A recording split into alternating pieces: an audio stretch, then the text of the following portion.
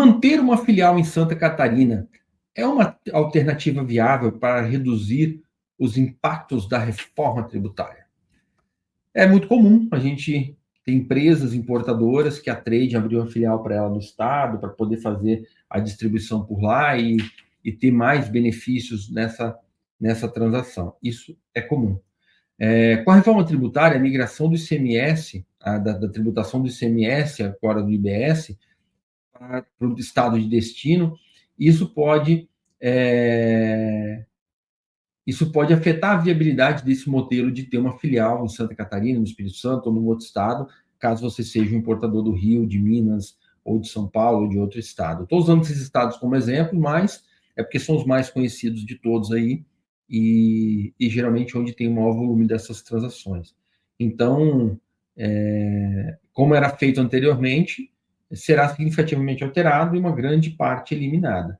Com o fim desses benefícios da guerra fiscal, que incentivava as empresas a se instalarem nos estados, como eu mencionei, por meio desses benefícios, deixará de existir.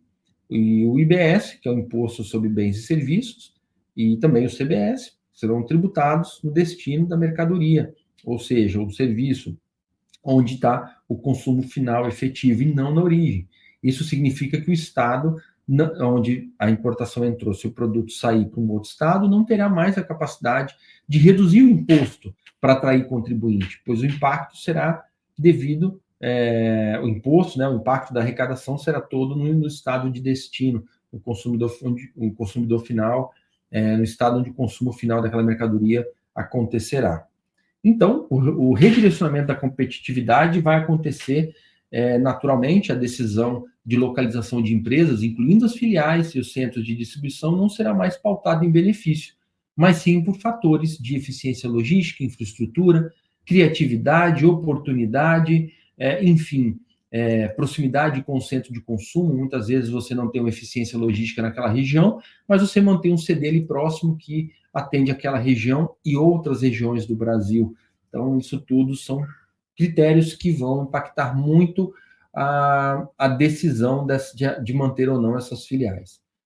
E o que é importante também o planejamento tributário das empresas, também dessas empresas, terão que ser totalmente reavaliados e refeitos. Empresas que hoje operam em Santa Catarina, como é o exemplo que eu estava dando, ou outros estados, com base em investimentos, com base em incentivos fiscais, deverão revisitar todo o seu planejamento tributário e logístico. E de forma urgente. Por que eu falo isso?